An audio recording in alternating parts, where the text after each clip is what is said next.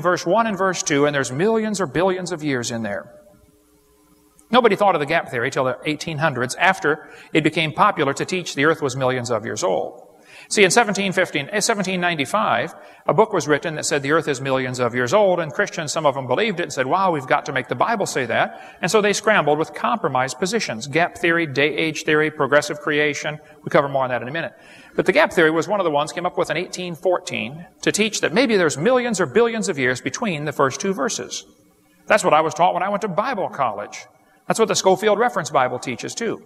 They say between the first two verses of Genesis, there is ample scope for all the geologic eras. They say there's a pre-Adamite rebellion, and the judgment of Lucifer happened. Now, just a minute. Was anybody here before Adam? Was there a pre-Adamite rebellion? And exactly when did Lucifer get judged and fall from heaven? Well, we better see what the Scripture says. Genesis 1:2 says the earth was without form and void. In the Hebrew, that's tohu wabohu, which means unformed and unfilled. Without form means without form. And void means void, empty. It doesn't mean destroyed. It just means it's not done yet. That's all, okay? A good book on the table out there. If you want to go down deep, stay down long, come up dry, you can read this one on unformed and unfilled. Or if you want a shorter, condensed version, get the one that I wrote about the gap theory. To me, it's one of the most dangerous heresies in the history of Christianity. The gap theory. And it is heresy, okay? This house, for instance, is unformed and unfilled. Nobody's living in it. But it's not destroyed. Unformed and unfilled doesn't have to mean destroyed.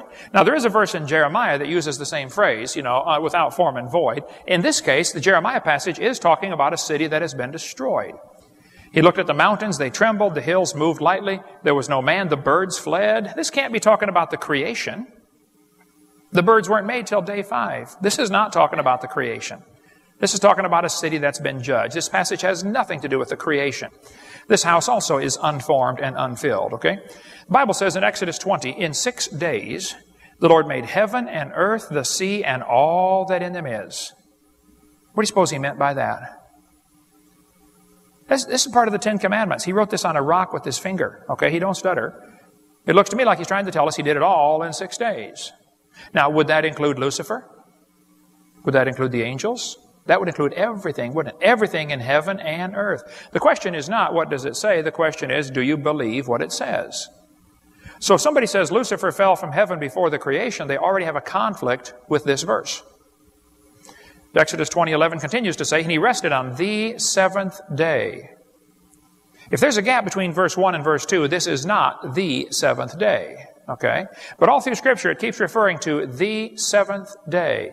Exodus 31, it's a sign between me and the children of Israel forever. For in 6 days the Lord made heaven and earth, and on the 7th day he rested.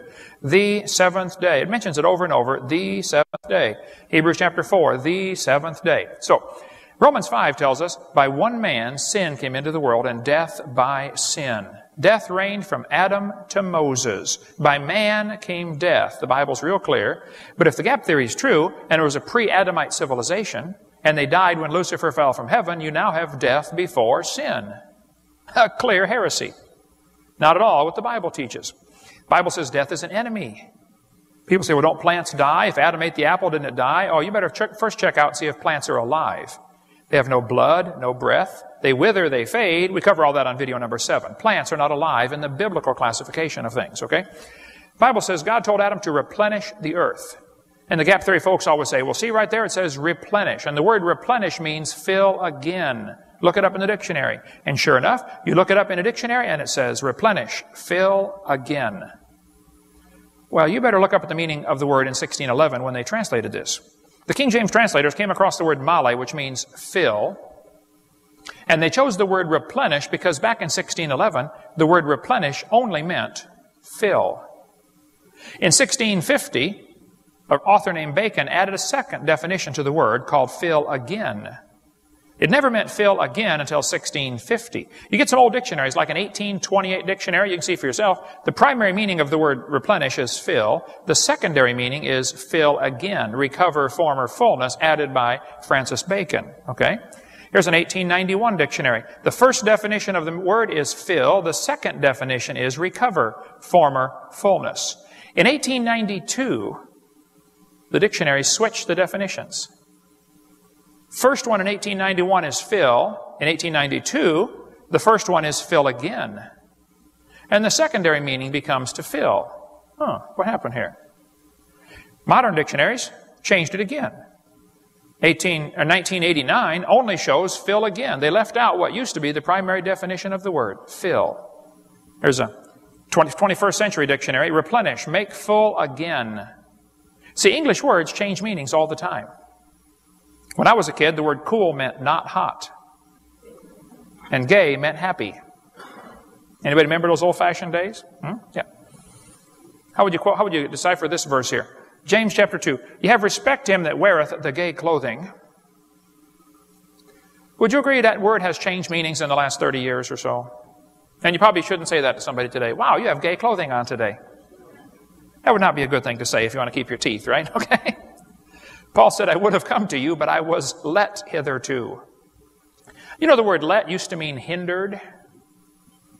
Now it means allowed. English words change meanings. You see, God promised to preserve His Word. He did not promise to preserve our English language. So, okay. In Ezekiel 28, it tells when Lucifer fell from heaven. It says, Thus saith the Lord, Thou sealest up the sum, full of wisdom and perfect in beauty. Thou, Lucifer, hast been in Eden. It talks about him here, all those precious stones and everything. It says, in the day that thou wast created. Thou art the anointed cherub that covereth. He said, verse 15, Thou wast perfect in thy ways from the day that thou wast created till iniquity was found in thee. We can learn several things about Lucifer in this passage. Number one, he was created. It says so twice. He's not eternal like God is. He was created. Okay? Secondly, he was in Eden. And thirdly, he was in Eden until he sinned. Well, the Garden of Eden wasn't made till day 6. So you can't say Lucifer fell from heaven between verse 1 and verse 2 because the Garden of Eden hadn't been made yet. Lucifer was in Eden as a nice guy probably for quite a while. Ezekiel tells us that Satan got proud. He was lifted up. He said, I'm a god. He was lifted up because of his wisdom, because of his riches, because of his beauty, because of his power. The 4 things that still corrupt people today, okay? Wisdom, riches, beauty, and power, okay? His heart was lifted up. But in Job chapter 38, it tells us before this happened, he was one of the sons of God, because angels in sons of God in the Old Testament, 5 times it's mentioned. It always refers to angels. He said, Where wast thou when I laid the foundations of the earth? And all the sons of God, the angels, shouted for joy. Apparently, everybody was excited when God laid the foundations of the earth. Lucifer would have been in this group, and he's excited. Wow, God's going to do something on this planet. But when was that? Well, it says when he laid the foundations of the earth. Not when he created the earth, when he laid the foundations. I believe that was day 3, when he made the dry land appear. It was first created, it was a ball of water without form and void, and then he made the dry land appear on day 3, which means angels must have been made on day 1 or day 2. The Bible doesn't tell us, but it had to be one of those 2 days, because everything was created in 6 days. And Lucifer was created. At the end of day 6, God looked at everything and said it was very good. It would not be very good if the devil was running around as a bad guy. Everything was very good, okay? People say, aren't created and made different words with different meanings? No, they're used interchangeably. God said, let us make man in our image, so He created man in His image.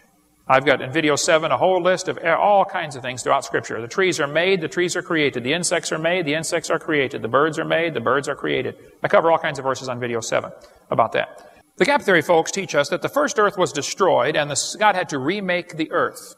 John Hagee has a beautiful chart he preaches in front of. He's got the first earth was destroyed when Satan fell from heaven, and then the second earth, and he said someday God's going to make a third earth. And it's a good sermon, and it preaches good, and it's a beautiful chart. He's got a good artist, but it's not scriptural. We're still standing on the first earth. Revelation 21 tells us, I saw a new heaven and a new earth, for the first heaven and first earth were passed away. This is still the first one.